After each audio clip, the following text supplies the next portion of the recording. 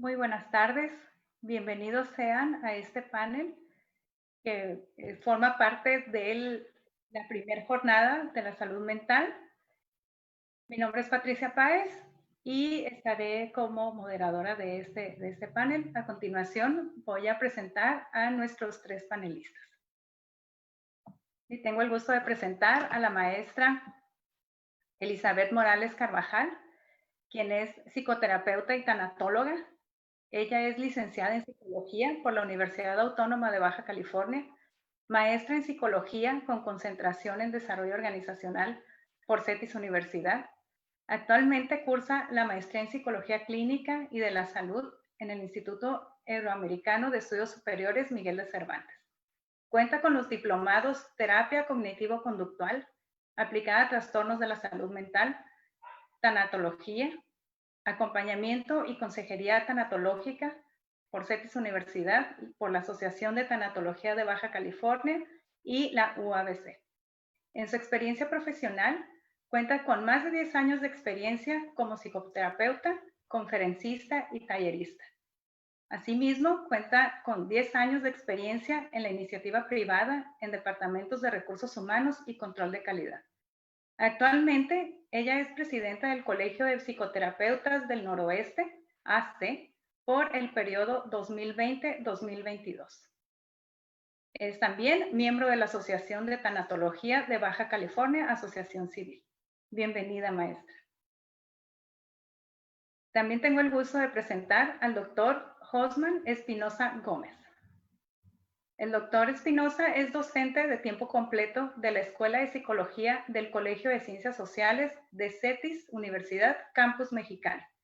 Es licenciado en Psicología y maestro en Psicología Social de Grupos e Instituciones por la Universidad Autónoma Metropolitana, Unidad Xochimilco. Cuenta también con la maestría en Psicoterapia Integral por el Instituto de Psicoterapia Integral y Ciencias de la Salud y el doctorado en Educación por la Universidad Marista de la Ciudad de México.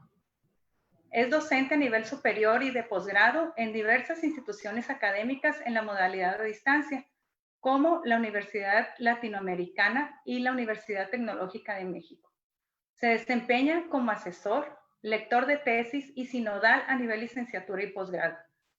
Asimismo, es consejero editorial en publicaciones diversas y columnista semanal en espacios digitales y redes sociales. Se desarrolla en distintas áreas, realizando investigación a nivel institucional y aplicada, promoviendo la comunicación, difusión y divulgación académica en el área de educación y psicología social clínica. También se desempeña en el campo de la psicoterapia individual, de pareja y de familia. Ha publicado diversos artículos y libros en coautoría. Ha colaborado en diversos proyectos interinstitucionales como consejero y asesor educativo. Se desempeña como tallerista, capacitador, facilitador en la escuela para padres y conferencista en diferentes niveles académicos y privados. Sus temas de interés son el bienestar y calidad de vida, desarrollo humano, psicología social, formación, proceso y actualización docente y la tecnología educativa. Bienvenido, doctor Espinosa. Y como tercer panelista en este panel tenemos al doctor Gustavo Morelos Padilla. Él es licenciado en Psicología por la Universidad Iberoamericana, Campus León. Tiene un máster en Psicoanálisis y Teoría de la Cultura por la Universidad Complutense de Madrid. Y es doctor en Ciencias Sociales por la Universidad de Guanajuato. Sus intereses generales están situados en el punto de encuentro entre lo subjetivo y lo social, y particularmente alrededor de la edad y el cuerpo desde perspectivas psicoanalíticas y fenomenológicas. Actualmente realiza investigación psicosocial en el tema de envejecimiento y las relaciones intergeneracionales. Anteriormente ha trabajado en el campo de la prevención del suicidio. El doctor Gustavo es profesor de tiempo completo y coordinador de posgrado en la Escuela de Psicología de CETIS Universidad, Campus Tijuana, donde imparte cursos relacionados con la adultez y el envejecimiento, investigación cualitativa e imparte un seminario anual sobre psicopatología y sociedad. Bienvenido de igual manera, doctor Morelos, y bienvenidos nuestros tres panelistas nuevamente. Vamos a dar inicio con la sección de preguntas. Vamos a abordar 4 preguntas. Cada uno de ustedes tendrá 3 minutos para responder. ¿Sí? Iniciaremos con la maestra Elizabeth Morales. ¿Sí? Y la primera pregunta es la siguiente. ¿Cuáles son las expectativas de calidad de vida en la actualidad? Adelante, maestra. Muchas gracias por la invitación. Las expectativas ahorita, híjola, yo creo que no están al 100% definido por la situación actual por la que estamos pasando. Esta pandemia, si hay algo que ha traído es incertidumbre. Aún no se ven todas las repercusiones, todavía estamos en curso. Al ser una enfermedad nueva, todavía está en investigación. Y esto hace que pues lo que a lo mejor ya se tenía planeado, como ya se tenía previsto, pues ahorita ya no es nada seguro, ¿no? Entonces, la incertidumbre es algo que está ahorita en continuo y esto hace que muchas personas se sientan como con esta falta sin poder planear, con a lo mejor la falta de control por no poder depender, o sea, pues no puede planear, se siente y que depende de factores externos.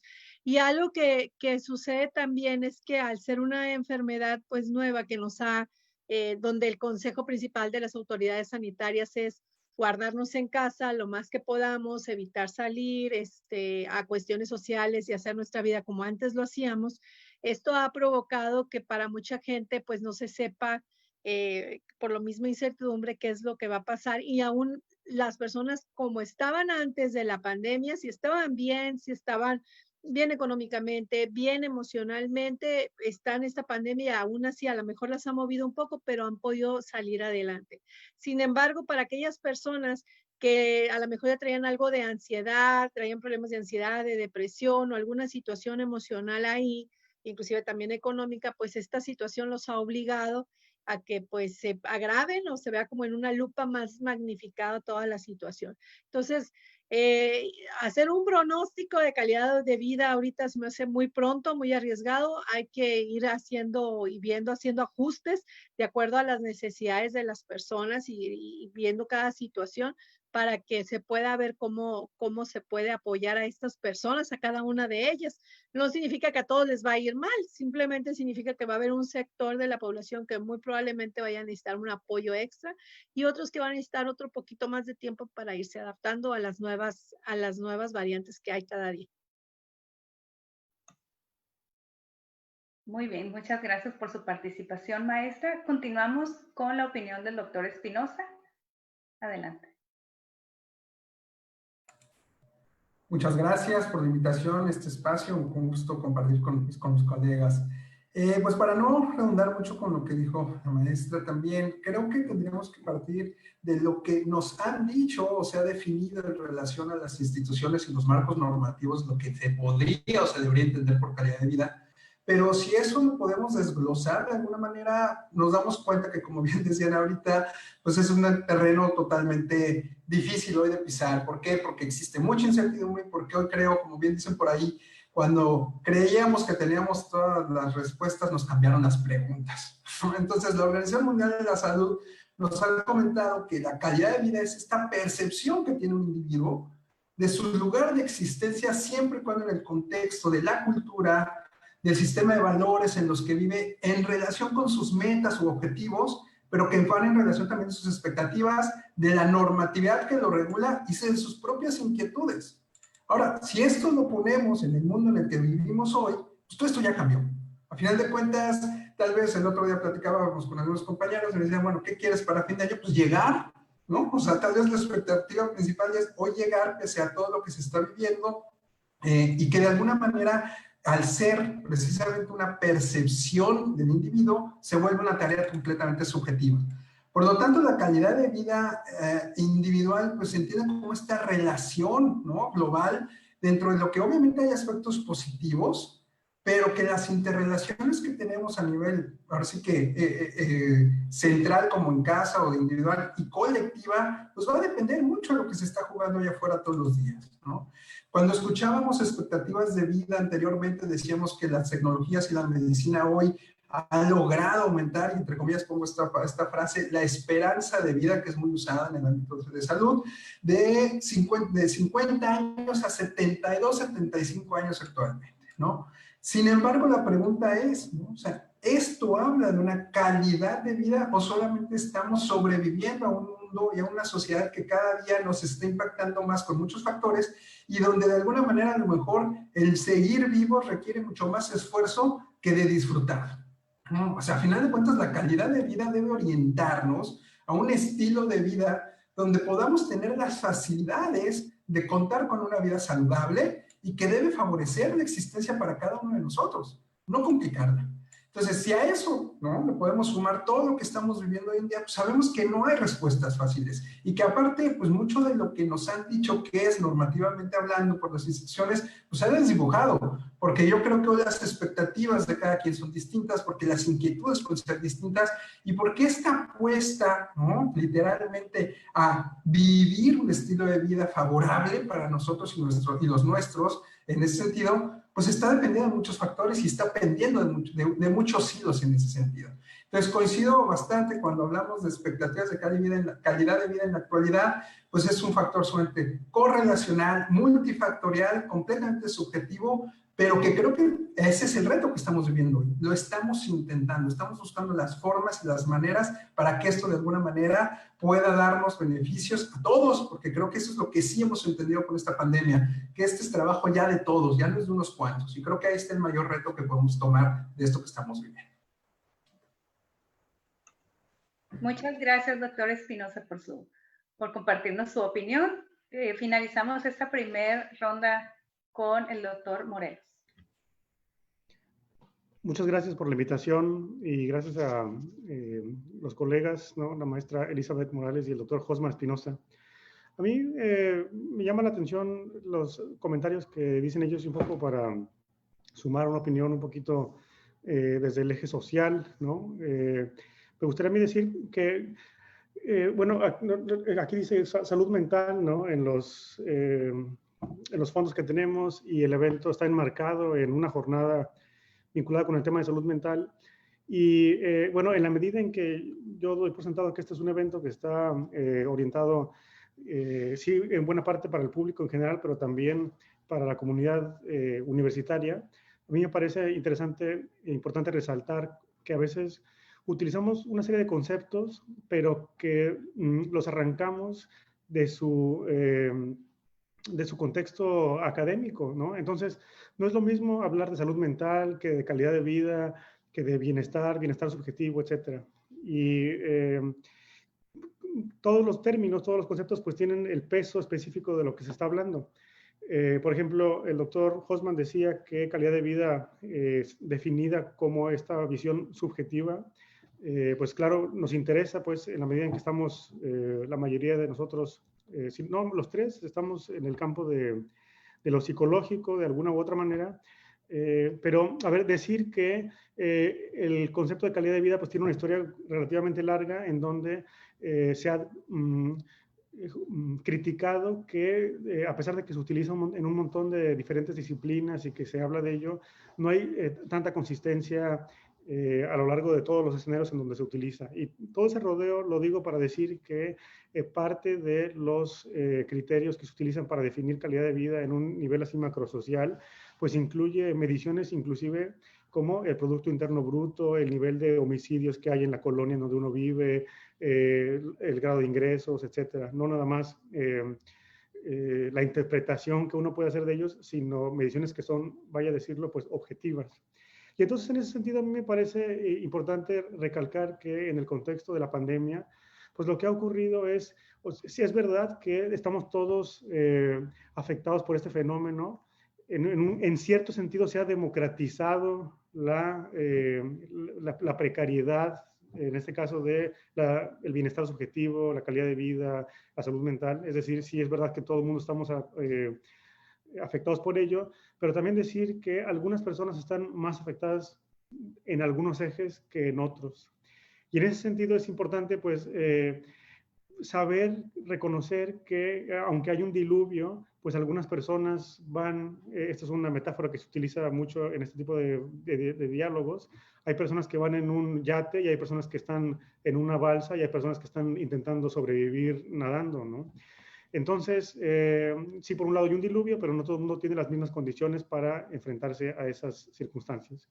Entonces, lo que la pandemia viene a hacer es a poner un lente, a poner una línea para subrayar una serie de consecuencias de algunas circunstancias que ya estaban ocurriendo en las vidas cotidianas de las personas y que, si bien es cierto esto que decía la maestra Morales, a propósito de que hay un montón de incertidumbre, cambios en la vida, ¿no? Hay un meme por allí que ha circulado varias veces que dice que, bueno, no estás trabajando desde tu casa, estás sobreviviendo una pandemia en tu casa intentando trabajar, ¿no? Para la gente que tiene el beneficio de poder trabajar en casa, como quiero creer que es una gran parte de la audiencia que nos está escuchando, ¿no? Que le está pasando más o menos en mejores condiciones que algunas personas que podrían tener circunstancias sociales muy adversas.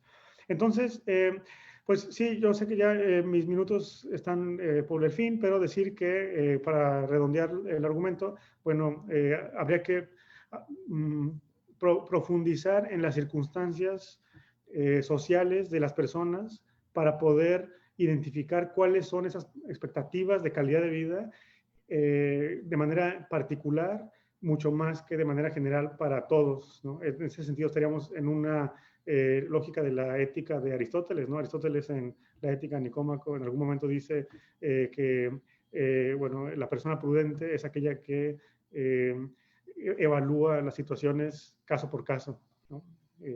Palabras más, palabras menos. Muchas gracias, doctor Morelos.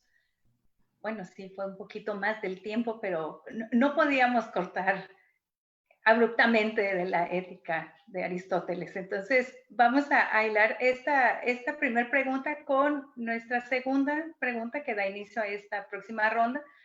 Y la pregunta es, ¿cuáles son los indicadores de salud mental a los que debemos estar alertas?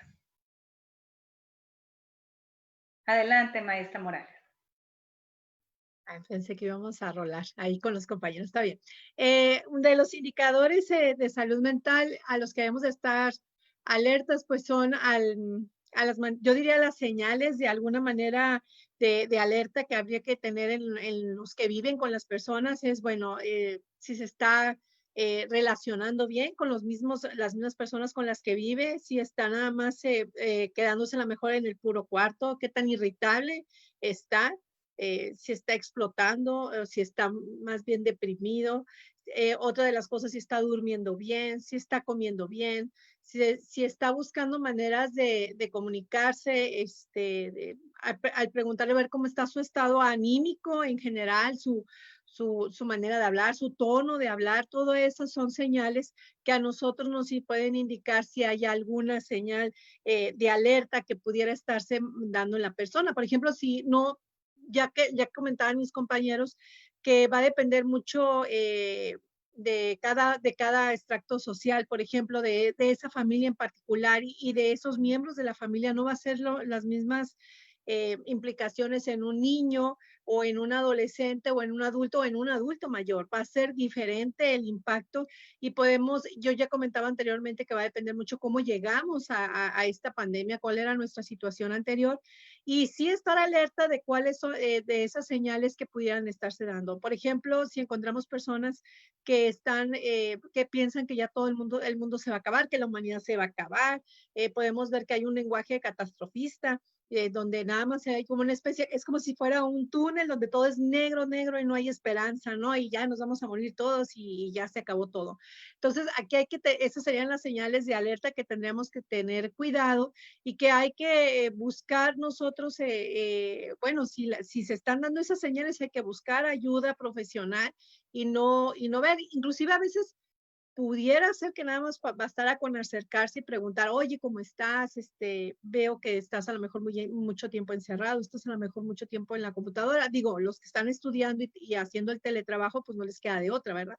Pero terminan las sesiones de clases por ejemplo, hablando de estudiantes universitarios, y todavía se quedan otras 4 o 5 horas más encerrados en el cuarto. Entonces, ahí es labor de los papás, por ejemplo, el ir y tratar de sacar al adolescente que haga otro tipo de actividades, ¿no?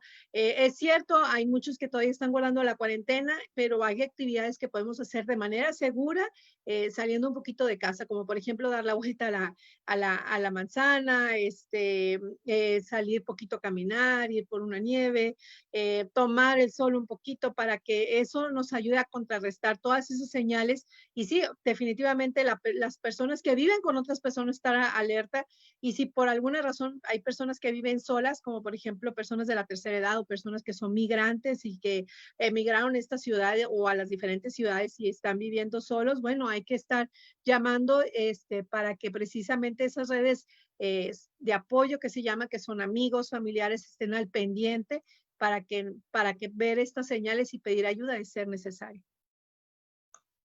Muy bien, muy bien. Muchas gracias, maestra. Ya nos dio varios puntos a tomar en cuenta. Continuamos con la opinión del doctor Espinosa. Claro, pues bueno, sumado a todos estos, me parece, consejos que son los adecuados y que creo que todos hemos escuchado de alguna u otra manera, sí creo que hoy hablar de indicadores y hablar de qué es lo que nos va a poner en el terreno de lo correcto, lo incorrecto, lo bueno, lo malo, lo que es salud y no es salud, pues es bien complicado. El otro día hablábamos precisamente de este tema unos compañeros y pues si volvemos otra vez a la idea de que salud o salud mental, que incluso, ¿no?, por la Organización Mundial de la Salud habla de esta ausencia de enfermedad o de afecciones que apuesta a un bienestar, ¿no?, integral, físico, mental y social. Yo quisiera ver quién en estos 200 días no le ha dolido algo. Quiero ver quién en estos 200 días no se ha sentido incómodo y quién en estos 200 días no ha percibido algo distinto. Entonces, por ahí, ¿no? Por mucho tiempo se habla de lo normal y de lo anormal, ¿no? O sea, nosotros a lo mejor como psicólogos estos conceptos los tenemos más relacionados. Y al final de cuentas, pues este concepto o esta idea de normalidad, pues todo aquello que no estaba dentro de lo normal cuando se podía entender que eran esos límites. Hoy me parece que se vuelve muy complicado, muy desdibujado y hasta cierto punto, insisto, creo que estamos reconstruyendo todas estas ideas. Sí, creo que el problema no va a ser que tengas o no tengas un malestar psicológico, que te sientas un día sin ganas de comer, que hoy no quieras levantarte de la cama, porque creo que todos hemos leído y todos hemos revisado artículos y noticias durante todos estos días de todo lo que puede afectarnos este confinamiento o lo que nos está afectando este confinamiento. El tema es si esto no se está volviendo ya lo normal. O sea, si el hecho de que de alguna manera, ¿no?, me esté dando flojera levantarme en la mañana, de que de alguna manera el estar sentado 8 horas en el escritorio, o sea, todo esto no se está volviendo ya entonces la normalidad. Y entonces se va a volver una línea delgada, muy delgada, el saber distinguir de qué lado nos vamos a parar para entender cuáles serían los indicadores para ver o para resolver esto. Y volvemos a lo que pasa en todos los fenómenos sociales, ¿no? Cuando se empiezan a normalizar estos fenómenos, pues empiezan a volver invisibles. Y entonces de repente, pues nosotros nos quedamos más bien en el terreno de la resistencia, ¿no? Donde de alguna manera, pues yo ya aguanté 100 días y aguanté 150 y aguanté 200 y aquí sigo, ¿no? Tal cual. Sin saber el impacto que estoy teniendo a lo mejor a nivel emocional, físico internamente, ¿no? Yo el otro día lo platicaba en un webinar, decía, los invito a que nos hagamos un estudio, un perfil general, ¿no?, de salud ahorita todos, para ver cómo estamos, ¿no? Porque nos podemos ver bien, nos podemos sentir relativamente bien, pero ¿cómo estaremos por dentro? ¿Cómo hemos empezado a tragarnos todo lo que está pasando en estos 200 días? Y que de alguna manera, pues bueno, sí creo que a lo mejor en otro momento la pregunta se respondería, pues todo lo que no se vea normal es un indicador para saber, ¿no?, que está pasando algo. Pero hoy, donde todo eso hace una semana, 15 días, un mes o dos, ya empezó a verse normal, se vuelve mucho más complicado. Sí creo que tenemos que voltear a ver a lo más elemental, a lo más básico, y si lo queremos ver casi necesidades básicas y fisiológicas, ¿no? O sea, obviamente tenemos que cuidar nuestra alimentación, nuestro descanso, el sueño, nuestras actividades, nuestra movilidad. O sea, somos, al final de cuentas, un cuerpo que esté integrado con muchos otros elementos, pero que en cuanto eso empieza a fallar, obviamente empieza a tener consecuencias. Entonces, claro está que todo aquello que yo no podía ver o no podía considerar como algo dentro de lo que normalmente tú hacías, mi hijo, mi hija, mi esposo, mi esposa, pues tengo que estar atento a ello, ¿no? Entonces, pensando que mucho de eso tal vez está empezando a volver normal. Entonces, sí creo que hoy más que nunca, tal vez más allá de buscar indicadores, es buscar herramientas, ¿no? Y competencias para comunicar cosas que a lo mejor antes no hacíamos. Cosas que a lo mejor emocionalmente no estábamos capacitados para hacer y sabemos que somos una sociedad muy vulnerable en la expresión emocional y tal vez voltear a decir, oye, hoy sí me duele esto, hoy sí me siento así. Y en ese contexto en el que estamos hoy, poder empezar a distinguir y a construir y a tejer tal vez síntomas o tal vez indicadores que sí nos ayuden a ver que de aquí a acá esto no estaba pasando. Bueno, pongámosle atención, ¿no? Creo que esa es la tarea, más allá de que tener un instructivo, un checklist para decir esto está pasando. Y lo que ya recomendó la maestra Elizabeth, pues sí, creo que son las condiciones básicas para poder seguir funcionando en este contexto, ¿no? Hasta ahí mi comentario. Gracias. Gracias. Gracias por el comentario, doctor Espinosa. Finalizamos esta ronda con el comentario del doctor Morelos. Interesantes las aportaciones de los colegas.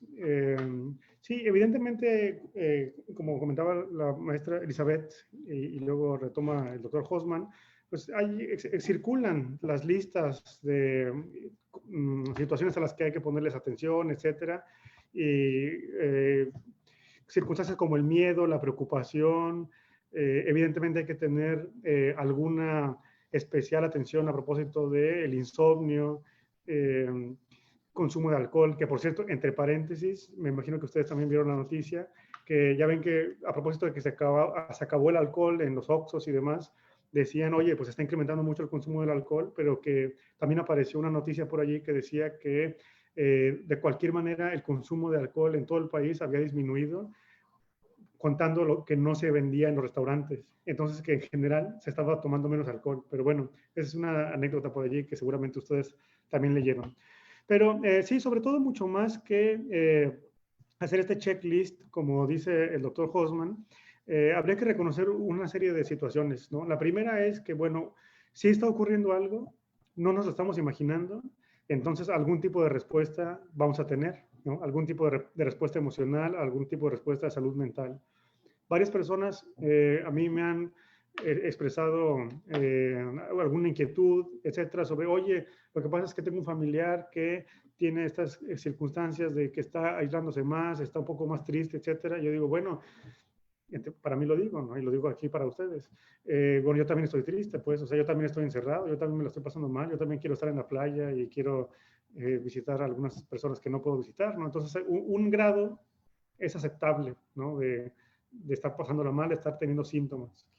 Y eso me invita también a hacerle segunda al doctor Hosman, que yo sé aquí unas notas de lo que él estaba diciendo, a propósito de cómo la salud tiene una definición que es bastante heurística, es bastante ideal, ¿no? Esta definición de que la salud es el completo bienestar social, psicológico, etcétera. Híjole, pues el completo, yo creo que nadie somos saludables bajo esa definición. Entonces, claro que esta es una definición que existe en la Organización Mundial de la Salud y que luego tiene también su definición de la salud mental, pero también habría que reconocer que la definición tiene un objetivo de catalizar política pública, de poder identificar en dónde se necesita hacer diferentes acciones sociales, etcétera, y no tanto como para hacerse una evaluación propia de, oye, estoy faltando a no ser suficientemente saludable en la mente, ¿no? Y en ese sentido es un poco como la presión social que hay por ser feliz. O sea, ser feliz parece que vino a ser una obligación. Entonces, claro que cuando uno no se siente feliz como se supone que uno tiene que ser feliz, entonces uno está siendo infeliz porque no es feliz. Entonces es un asunto un poco extraño, ¿no? Como de que tenemos que tomar en cuenta de que, o sea, es un terreno lo suficientemente inexacto como para como para pedirnos que nos comportemos y sentir de una manera con exactitud, ¿no? Y solo para terminar, bueno, habría que poner entre signos de interrogación estas definiciones mismas de qué es lo usual, qué es lo normal, porque esa es la pregunta que yo haría. La salud es aquello que es lo estadísticamente más frecuente, lo normal, o la salud es aquello que es deseable. Y entonces, ¿cómo podemos transitar ese camino sin perdernos en estas expectativas que luego nos hacen sentir mal, quizá de una manera innecesaria, cuando también hay circunstancias en las que vale la circunstancia pues para sentirse mal, ¿no? De una manera pasajera, momentánea, saludable. Muy bien, muchas gracias por sus comentarios, sus opiniones. Vamos a continuar con la pregunta número 3 y es la siguiente. ¿Cómo podemos fortalecer las relaciones con nuestra familia y amigos? Adelante, María. Sí, gracias. Recuerdo mucho que empecé a tener pacientes que decían, ay, me siento raro de estar tanto tiempo con mis papás. O sea, había familias que antes de que empezara la pandemia apenas sí se veían en la noche, ¿no? Por las actividades propias del trabajo, la escuela y demás. Y nada más se veían en la noche, si bien les iba, y después a lo mejor en los fines de semana salían a comer. Entonces llega esto y de pronto pues empezamos a conocer a la gente que vive y compartimos con nuestra casa, ¿no? Empezamos a ver y creo que ha sido todo un reto para muchas personas, sobre todo para aquellas que casi no convivían, por ejemplo, para aquellas que ya estaban en la situación con hijos, por ejemplo, adolescentes, jóvenes, que ya era mucho de salir y pues de repente pues empiezan a convivir y empiezan a comer juntos. Yo creo que esto ha sido algo muy bueno. Obviamente, digo, tenemos dos situaciones y lo queremos ver así, ¿no? Está la situación donde ha caído muy bien y ha venido a traer beneficios, el hecho de que ha ayudado a esos padres a convivir más con sus hijos desde otra perspectiva, desde dándose el tiempo para conocerse, para convivir, y han hecho, yo he conocido que de personas que han hecho hasta, pues que juegos de mesa, ya comparten más las actividades y las tareas diarias, me refiero a los quehaceres y me refiero a otro tipo de actividades más allá de que solamente eran ya como extraños compartiendo la misma habitación. Y está la otra parte donde hay situaciones donde, híjola, que ya pues había a lo mejor abuso de sustancias, alcohol, y ahorita que comentaba mi compañero Gustavo de que decía, bueno, pues es que hay gente que el abuso de sustancias, por ejemplo, cuando faltó el alcohol para muchos fue un drama, había gente que estaba realmente deprimida y cuando una vez que se logró que hubiera otra vez la venta, híjola, también fue muy fuerte el impacto. Entonces, hay personas a las que, familias en las que estar de pronto en casa con alguien que es agresivo, con alguien que es, por ejemplo, que cuando toma se pone mal o que abusa de sustancia, pues, o es violento, pues obviamente no les ha ido tan bien, ya ha hecho que se disparen, por ejemplo, los divorcios, las consultas por divorcio, se han aumentado en aquellas parejas, pues, que ya se acabaron de dar cuenta que no. Pero pues viendo que la pregunta está más desarrollada hacia el punto de vista positivo, pues una es la tolerancia, ¿no? La tolerancia con los que vivimos, siendo tolerantes, platicando, hablando de lo que no, que debería de ser todo el tiempo, qué es lo que nos agrada, qué es lo que no nos agrada, y que por lo mismo de que vivimos con más personas es un ensayo de lo que encontramos afuera, pues de que es importante que toleremos y nos busquemos llevarnos bien con la mayoría de los miembros de la familia que estamos ahí, ¿no? Y con nuestros amigos, pues afortunadamente hay muchos aparatos, hay tecnología que en otros tiempos no había, que nos permite que haya esa comunicación. Y que podamos echar mano de familiares que a lo mejor porque, pues, por ejemplo, les comentaba, a lo mejor hay un abuelito que vive solo, o los tíos que viven solos y que ya no pueden, no se visitan para no ponerlos en riesgo, pero se pueden estar comunicando por videollamada, por teléfono, y eso ayudará mucho, ¿no? Entonces, pues la comunicación así que es la base, ¿no? Y con sus respectivas adherencias de lo mismo, ¿no? Gracias, maestra. Continuamos con el doctor Hosman Espinosa. Adelante. Gracias. Sí, coincido, la comunicación es lo que tenemos hoy, o sea, tampoco es que tengamos muchas opciones, ¿no? A final de cuentas, Pero yo sumaría tal vez dentro de estas habilidades que podríamos contar o que hoy se nos está dando la oportunidad de desarrollar, también con esta idea de no solo la tolerancia, sino de la empatía. Creo que socialmente hablando somos una sociedad que normalmente ha estado fincada y sobre todo desarrollada constantemente en la competencia, más no en la competitividad. Desde niños nos enseñan a ser el número uno, a sacar buenas calificaciones, a estar en el cuadro de honor, a ser siempre o estar siempre en un lugar privilegiado. Desgraciadamente, también sin considerar a los otros, ¿no? Entonces, esta idea donde nada más estamos compitiendo y esta idea donde a lo mejor nuestra idea de siempre estar en este pedestal de éxito nos ha alejado muchísimo, nos ha distanciado mucho también, pues de lo que es el otro, ¿no? A final de cuentas. Y este sentido de comunidad, donde hoy quiero pensar que con todo lo que nos está pasando en este confinamiento, esta pandemia, está poniéndonos de frente la oportunidad de poder retomarlo y de reconstruirlo con lo que podemos hacer. Esta idea de ser comunes al otro, o sea, que independientemente que tú tengas el coche del año, el celular número uno y ganes lo que ganes, ¿qué crees? Somos comunes y tú y yo un día no vamos a estar aquí y tú y yo también nos enfermamos y tú y yo un día nos podemos sentir tristes y contentos y también muy mal, ¿no? Entonces, entender al otro, ¿no? Y como una parte de mí mismo y esta validación del otro en relación de estas interacciones que tenemos constantemente, nos tiene que invitar a replantear una manera de relacionarnos constantemente, ¿no? Entonces, entender que hay un otro, ¿no? Además de nosotros, entender que ese otro, en la medida que esté bien, también nos va a beneficiar a nosotros.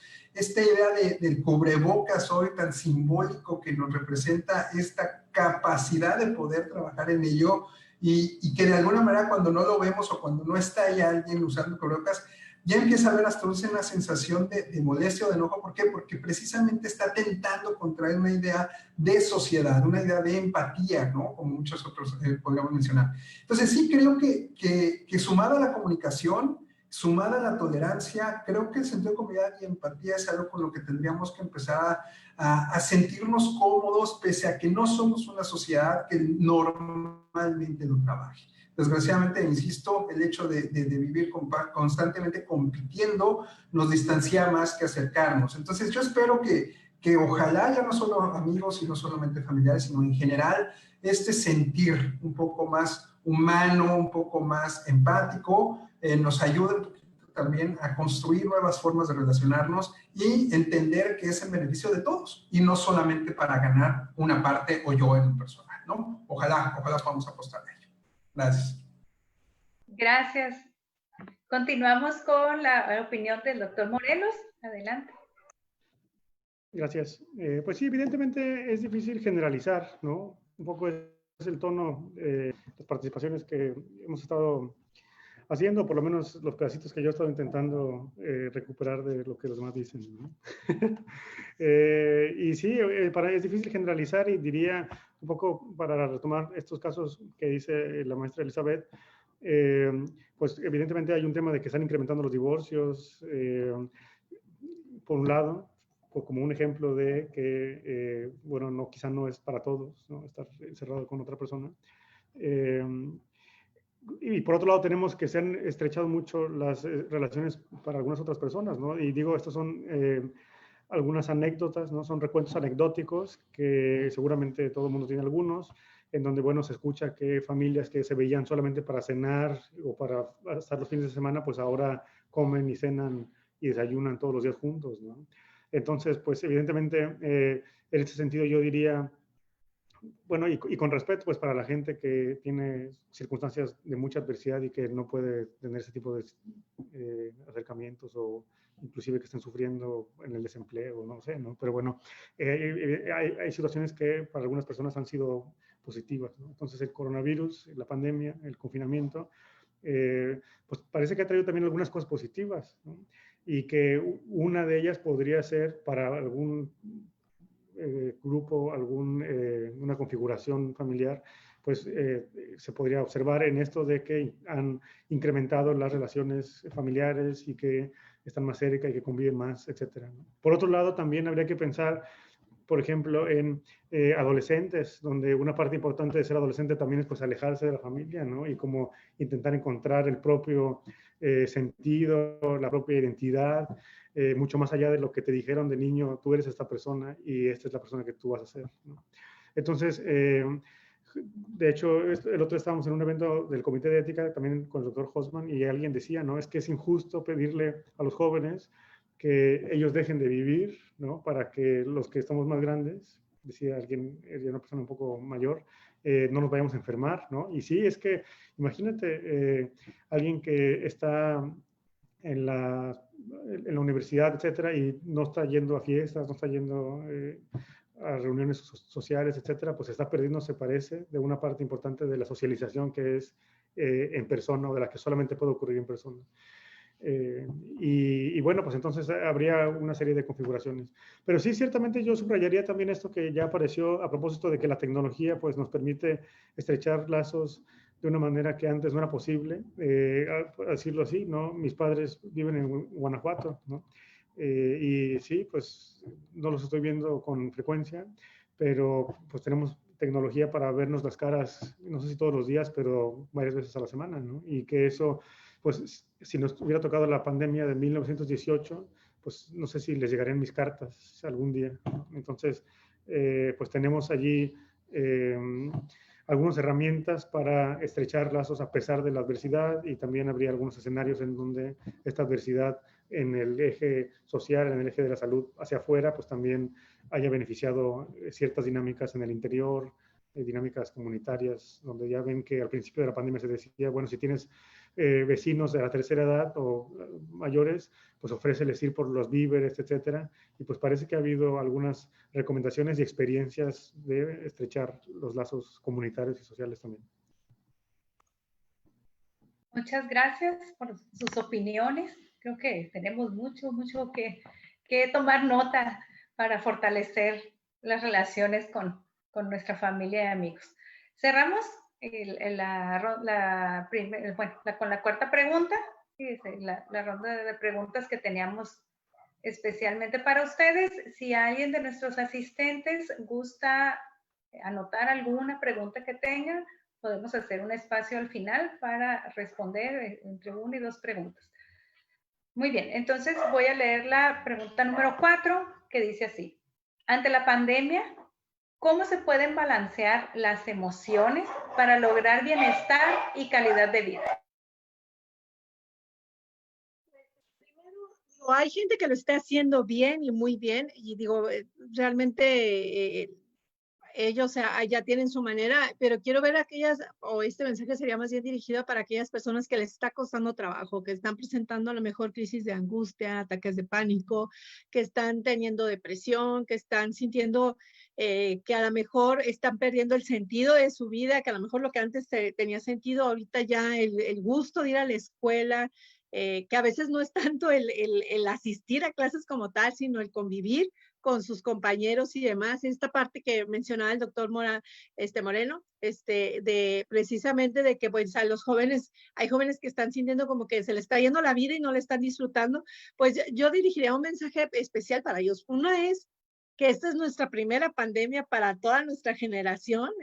Ya la última fue en 1915, 18 más o menos, con la gripe española, y pues ya la verdad es que no queda mucho registro de eso. Desgraciadamente tenemos una memoria muy corta y pues ahorita nos está tocando vivir a la mayoría de nosotros nuestra primera pandemia como tal, ¿no? Entonces hay que ser bondadosos con nosotros mismos, tenernos paciencia y decir, bueno, pues ir viviendo un día a la vez, tratar de manejar lo mejor posible lo que es el estrés, la ansiedad, la angustia, y tratar de ver, bueno, ¿qué estoy haciendo bien? ¿Qué puedo hacer bien en el día de hoy? Tratar de no pensar tanto a futuro, de decir, no, como me acuerdo mucho de un chico que me decía, es que si estoy estudiando en línea, sí, entonces al rato quiere decir que dentro de 4 años me voy a graduar y va a ser en línea, porque ya se había graduado en línea de la prepa, y dice, y entonces mi trabajo va a ser en línea, entonces nunca voy a conocer una chica, jamás me voy a casar y me voy a morir solo. Entonces,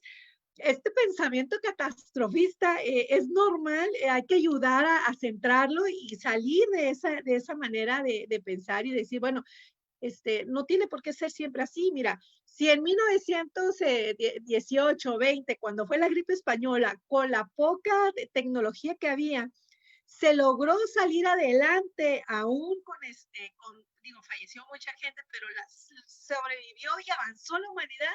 Pues lo mismo va a pasar esta ocasión, exactamente lo mismo, y ahora hay más tecnología, o sea, ten fe en la humanidad, ¿no? Y que ayude a ver todas estas cosas positivas, o sea, ¿qué te parece si ahorita nos concentramos en este semestre, por ejemplo, de aquí a diciembre? Hay gente que ya, por ejemplo, ya está angustiada porque dice, va a llegar diciembre y no me voy a poder reunir con mi familia. ¿Qué voy a hacer?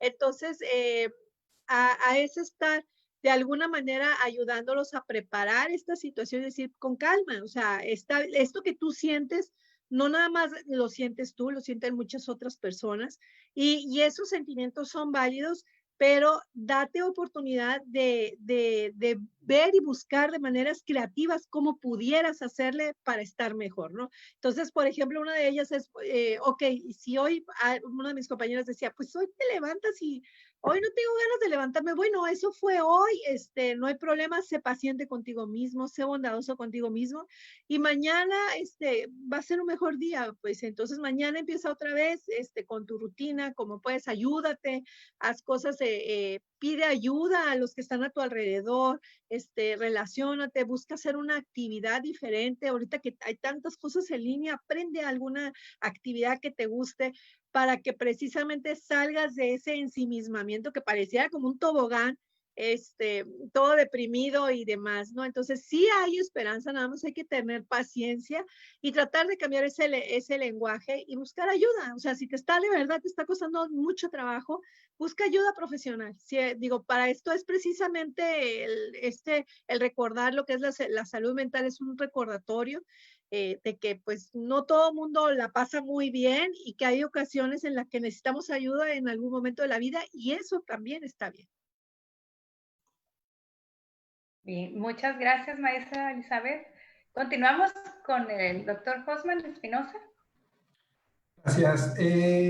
Sí, yo creo que la parte importante de lo que nos está pasando con todo esto es que consciente o inconscientemente estamos resignificando nuestro sentido de vida. O sea, el hecho de pensar o repensar por qué nos estamos levantando hoy, ¿no? O cuál es el objetivo o la intención de hacerlo hoy. Yo escucho a muchos pacientes, pues es que yo ya no puedo, pero lo hago por mis hijas, o yo ya no puedo, pero es que sí tengo que trabajar. O sea, sí hay como esta a veces motivación extrínseca, y que es cierto, cuando uno no está bien, cuando uno se siente bien, a veces esa otra motivación intrínseca no es tan sencilla voltearla a ver, no está ahí tan de frente.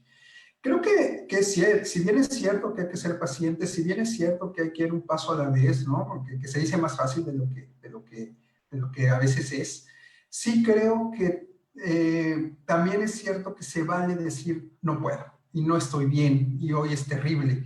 Y también es cierto que, bueno, tal vez diríamos, pues busca ayuda de un profesional de la salud mental, genial, nosotros, ahora sí que es nuestro trabajo, pero a veces está tan cargado esta idea, ¿no? de imaginarios sociales al respecto, que a veces también nuestras propias limitaciones y a veces una cantidad de pensamientos, como señalaron ahorita, irracionales, nos limitan de muchas formas.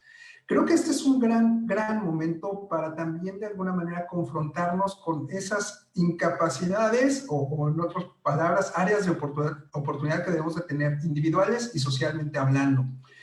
Hoy creo que la tarea principal de cada uno de nosotros a manera personal es tragarnos la pastillita de humildad, ¿no?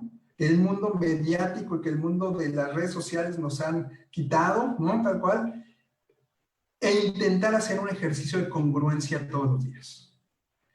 O sea, a final de cuentas, el hecho de pensar, decir y hacer, ¿no? Lo que quiero de manera alineada no es tan sencillo. Se dice muy sencillo, pero no es tan sencillo.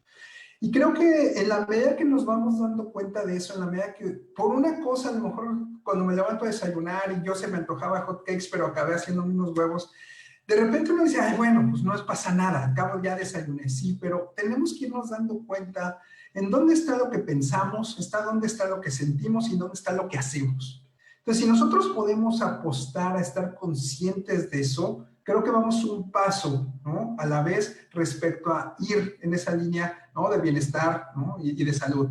No es sencillo, lo aclaro, ¿no? Pareciera que el ejemplo de los huevos y los hotcakes es más sencillo de lo que parece, pero no es sencillo. Realmente, como lo que comentaba ahorita la maestra Elizabeth, cuando estamos con pensamientos catastróficos, cuando estamos tan mediatizados por todo lo que escuchamos y vemos, ¿en serio se nos van las ideas? ¿Y en serio no estamos ya pensando y viendo por lo que nosotros creemos que es lo correcto? Entonces, sí creo que yo invitaría a hacer un ejercicio que dejo mucho a mis pacientes, es agárrense una hojita, un cuadrito y casi pónganse lo que pienso, lo que hago en mí y en los demás. ¡Pum! Y cada cuestión que yo vea, una confrontación, una situación difícil, haga mi cuadrito de decir, a ver, bueno, ¿qué estoy pensando de esto? ¿Qué estoy sintiendo de esto? Esto es en mí y esto es en los demás. Y nos vamos a empezar a dar cuenta que hay cosas que ni tienen ni pies ni cabeza, ni que tienen una argumentación real, es irracional. Y nos vamos a dar cuenta que poco a poco también nos estamos acercando a lo que realmente quiero y puedo hacer. Entonces, es un ejercicio de paso a paso que requiere tiempo y, como bien dijeron ahorita, de paciencia, que se puede hacer, ¿no? Totalmente, pero hay que respirar y respirar profundo para poder intentarlo.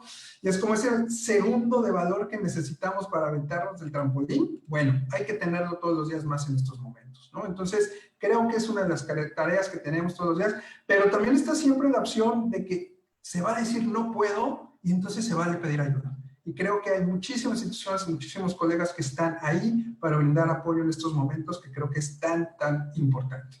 Muchísimas gracias. Gracias. Técnicas anotadas también.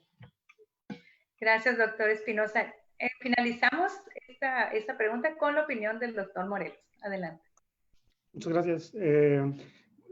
Aquí la maestra Elizabeth estaba diciendo de esta anécdota de que alguien le comentaba que no iba a conocer personas para tener novia o algo así, ¿no? Y eso me hizo recordar que en una junta, que por cierto lo digo con total respeto y sin ningún compromiso de confidencialidad, porque yo mismo no sé quiénes son esas personas, pero alguien comentó en una junta en CETIS que había en un grupo de primer semestre, o sea, de personas que no se conocían, que había una pareja de estudiantes, pues que se habían conocido así en la cámara y que no se conocían antes y que terminaron siendo pareja, pues.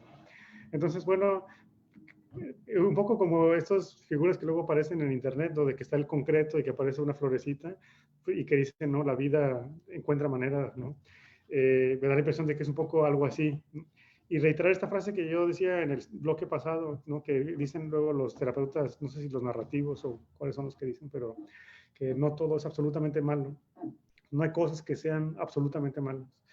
Entonces, a propósito de que la pregunta de este bloque es cómo balancear las emociones, pues yo diría, hay que cosechar, hay que sembrar y cosechar las cosas positivas, ¿no? Yo sé que puede sonar algo relativamente vago, pero me parece que cada quien que escucha un tipo de pronunciamiento de ese tipo, pues podría aterrizarlo en su propia experiencia, ¿no? Cosechar las cosas positivas. Y también a propósito de conectando el hilo de todo lo que hemos estado diciendo, pues yo también diría que no hay que contener las emociones, aunque sean negativas, porque parece que existe esta presión, ¿no?, de hay que ser feliz, no hay que tener emociones negativas, etcétera. Pues también lo que hay espacio es para vehiculizar y expresar el miedo y las emociones adversas que uno tiene, y quizá a través de ese vehículo uno puede encontrarle sentido a lo que está ocurriendo y encontrar sobre todo alternativas, porque una vez que uno pone en palabras sus emociones, a propósito de que la pregunta dice la palabra emociones, una vez que uno pone en palabras las emociones, pues se pueden tramitar de una mejor manera, las puede ubicar en un escenario de pluralidad de emociones, y pues eso es lo que yo diría, de que hay que no negar las emociones y cosechar las positivas. Muchas gracias por sus comentarios, por vertir sus opiniones a estas preguntas centradas en el nombre de nuestro panel: ansiedad, insomnio, relaciones y emociones, qué es normal y qué no lo es. Bien, voy a proceder a revisar el chat si hay alguna pregunta. Igual si me pudieran hacer llegar las preguntas, si es que hay en la plataforma de Facebook.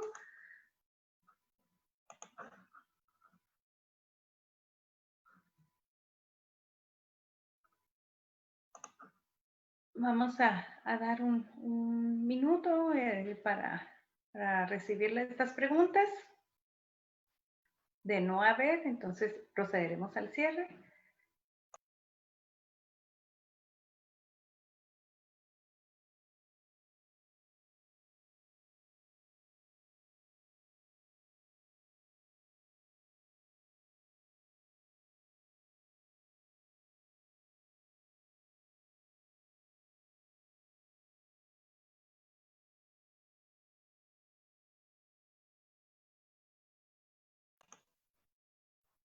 Bueno, al parecer o no nos las hicieron llegar o no podemos tener acceso al chat. Una disculpa en caso de que requieran el dato de contacto.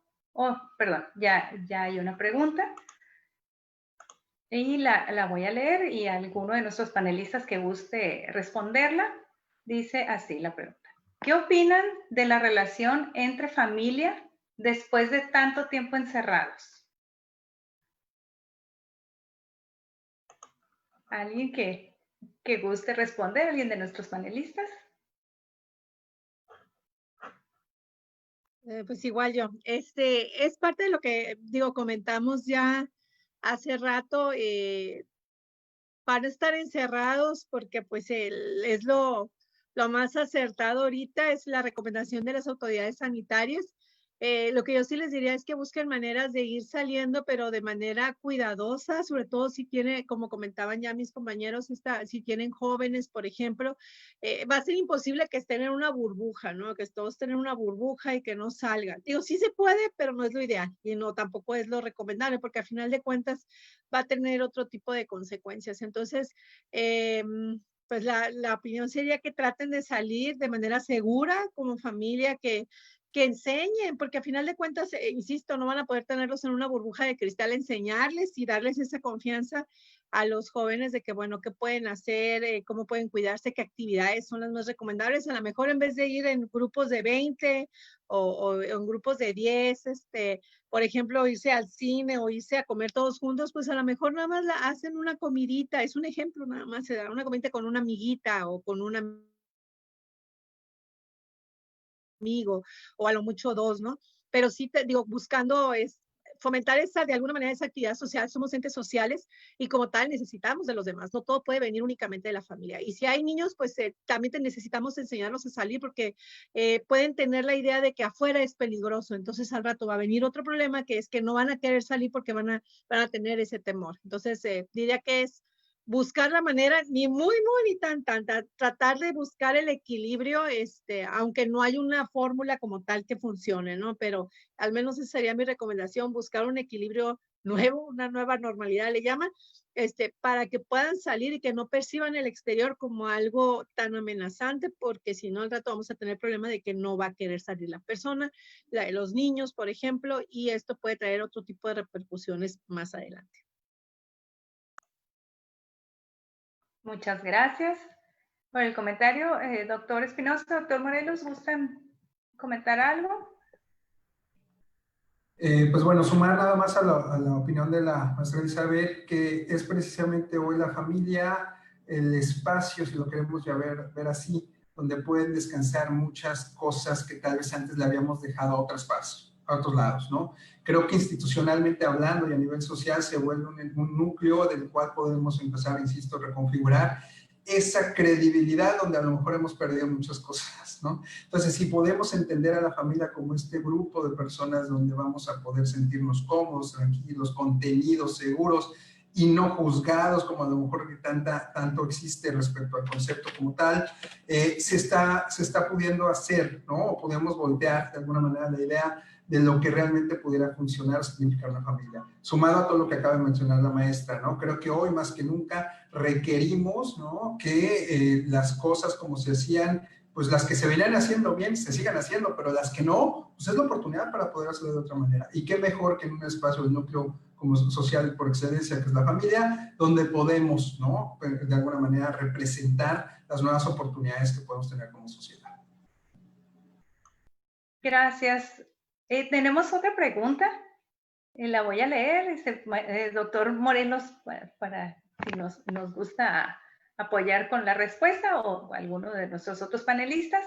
Y dice como sigue. ¿Cómo puedo tener una mejor relación con mis padres si tengo muchas diferencias?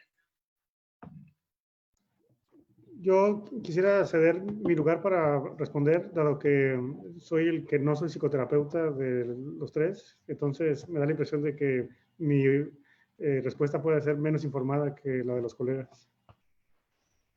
¿De acuerdo? ¿De acuerdo? La maestra Elizabeth o el doctor Espinosa. ¿Me puedes repetir otra vez? ¿Cómo decía? ¿Cómo puedo tener una mejor relación con mis padres si tengo muchas diferencias? Fíjate que el tener, digo, yo supondría que quien lo escribió es un joven y tener diferencias con los papás es parte de la vida normal, es parte de la etapa de crecimiento. Yo te diría o yo te invitaría que más que buscar las diferencias, buscaras las coincidencias. Bueno, si tú ya sabes, es un ejemplo, voy a poner. Si tú ya sabes que si se ponen a hablar de política van a acabar peleados, pues no busques hablar de política con ellos, busca mejor aquello en lo que coincidan. Vamos a suponer igual, estoy suponiendo que fútbol están en el mismo equipo. Entonces, una manera que es que, bueno, que vean partidos o platiquen sobre el mismo equipo para que hablen más sobre las coincidencias, porque a veces esa es otra cosa que tendemos a hacer, que a veces chocamos con las personas y a veces tenemos mucho en común. Entonces, mejor hay que fijarse más. Yo te diría, busca, a lo mejor tus papás, por la etapa en la que tú estás, a lo mejor están muy preocupados y a lo mejor mucho de lo que ellos hablan es enfrentándote y te regañan y tú lo tomas a mal. Y una de las cosas que yo comento, yo platico con papás que van conmigo, me dicen, es que no me puedo comunicar con mi hijo. Le digo, porque quiere salir, un ejemplo, ¿no? Es que quiere salir y yo le digo que no salga. Entonces, como no lo deja salir, entonces el joven le echa mentiras para irse con sus amigos. Entonces, a final de cuentas, yo le digo, es que ya la situación conforme va creciendo el joven va siendo diferente, va siendo distinta y el joven pues va a volar, o sea, va a volar. Y tú como papá, el consejo como papá es, habla desde tu miedo. Bueno, ok, tú le dices que no porque tienes miedo a qué. No, pues es que tengo miedo a que le pase algo. ¿A qué le tiene? O sea, tú no es lo mismo decir, no, no vayas, ¿a qué vas con tus amigos? A decirle, sabes que es que cuando sales me da temor de que te pueda pasar esto. Entonces el hijo ya puede entender de diferente manera y ya pueden platicar desde otro nivel las diferencias, pero yo diría más buscar las coincidencias que las diferencias. Y diferencias siempre va a haber. Muy bien, gracias, gracias maestra. Tenemos algunas otras preguntas, nada más estamos pendientes con respecto al tiempo. Voy a leer una pregunta más. Dice, ¿cómo manejar la incertidumbre y depresión, sobre todo en relación a la pérdida laboral?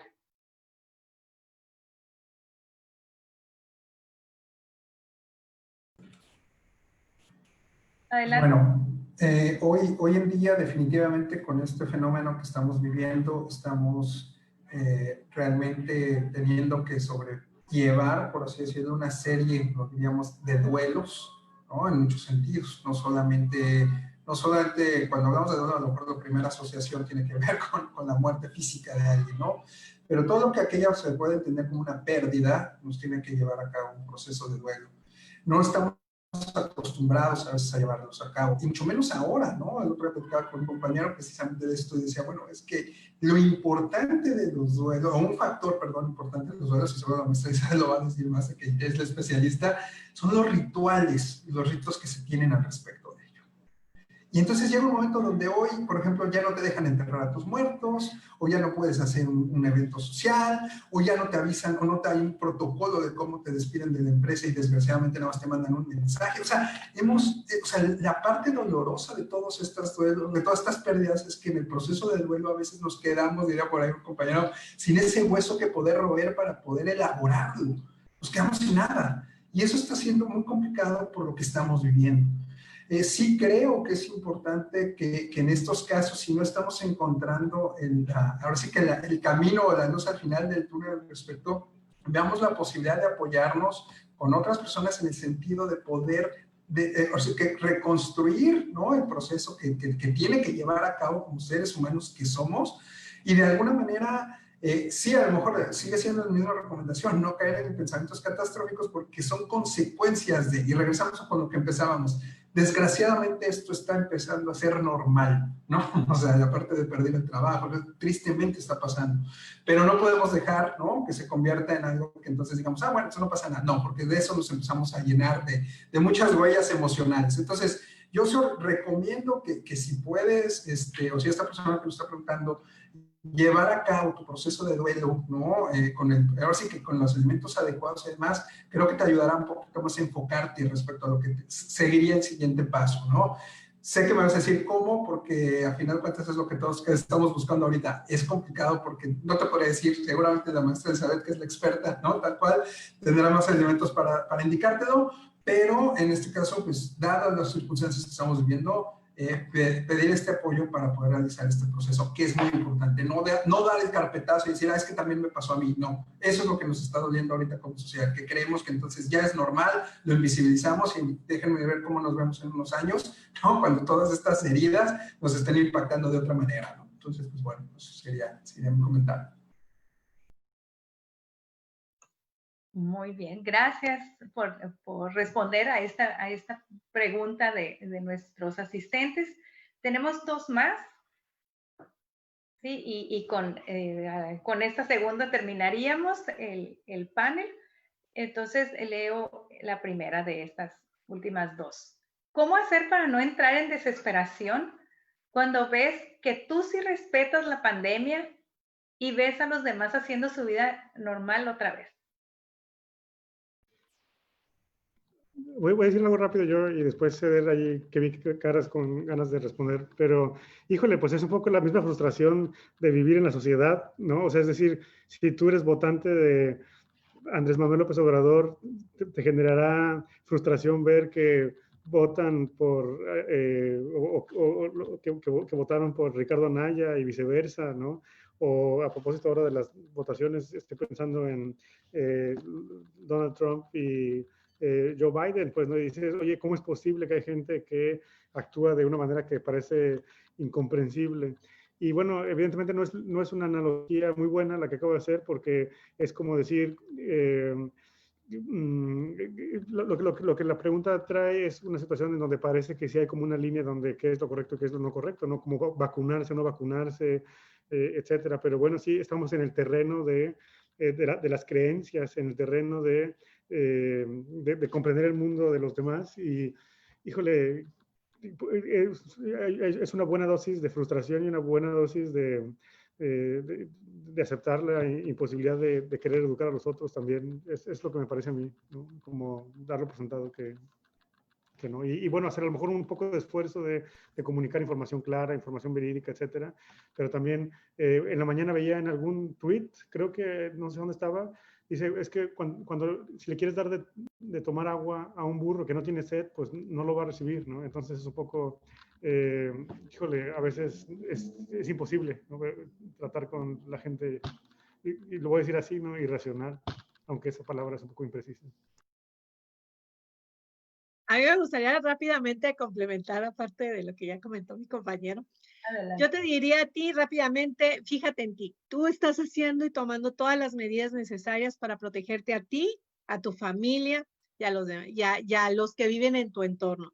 Si los demás no están tomando la precaución, créeme que te entiendo perfectamente, porque me ha tocado vivirlo, pues velo por el lado de que, bueno, en mi caso, soy creyente y yo lo que digo, bueno, Dios, cuídalos, ellos están haciendo lo suyo, yo estoy haciendo lo mío, yo hago lo mío, yo hago lo propio para cuidarme, para protegerme y pues esperemos que ahora sí que cuídalos tú a ellos, ¿no? Entonces yo te diría más por ese lado, porque sí llega a generar mucha frustración, sobre todo cuando sales y te vas dando cuenta que casi nadie usa el cubrebocas y que la persona no guardan la distancia y se va, y luego empiezas a ver el Facebook, por ejemplo, redes sociales y empiezas a ver que fueron de vacaciones, que se fueron a una fiesta y te quedas, bueno, pues entonces pareciera como que yo vivo en una realidad alterna, ¿no? En la que para mí sí existe el COVID, pero para los demás no. Entonces yo te diría, acuérdate de esto, tú lo estás haciendo por ti, por tu familia y por los que están cerca de ti. Muy bien, muchas gracias.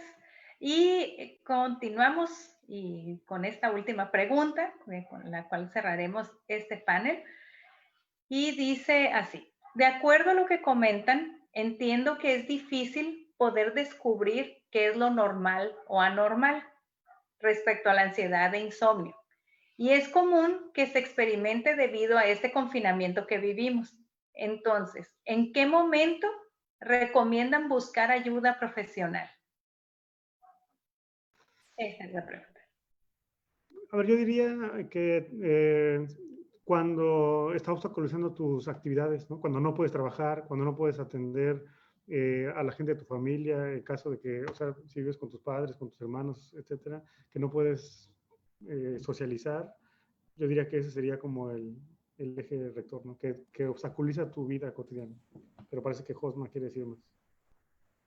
Pero no, es exactamente lo que acaba de decir Gustavo. Es cuando ya impacta en la funcionalidad de tu vida de día a día y puede afectar el bienestar tuyo o de los tuyos o de los terceros, en ese momento tenemos que voltear a verlo, ¿no? O sea, cuando yo no dormí y me quedé salgo, entonces manejo y me quedo dormido y choco, ¿no? Y me afecta a mí o a alguien, evidentemente hay algo que está mal, ¿no? Entonces, sí creo que cuando pasa por la funcionalidad que pueda llegar a atentar contra tu bienestar y el de los otros, es en el momento en que uno tiene que voltear a ver. Y no esperar a que sea algo grave, que esa es la otra parte. Bueno, es que no fue tan grave, sí, pero hasta que se te caiga un vaso habla ya de una pérdida, ¿no? De habilidad motora que está empezando a tener una señal en ese sentido. Entonces, en el momento que perdemos esa funcionalidad de lo que normalmente teníamos, es momento de voltear a pedir ayuda, ¿no? Bien, muchas gracias por responder a todas las preguntas de nuestros asistentes. Y con esta actividad, con la respuesta a esta última pregunta, damos por finalizado el panel Ansiedad, Insomnio, Relaciones y Emociones. ¿Qué es normal y qué no lo es? Agradecemos a nuestros panelistas que muy atinadamente respondieron a nuestras preguntas y nos dejan un gran espacio para la reflexión. Gracias de nuevo, doctor Espinosa, doctor Morelos, maestra Morales. Hasta luego. Gracias, hasta luego. Muchas gracias, bye, hasta luego.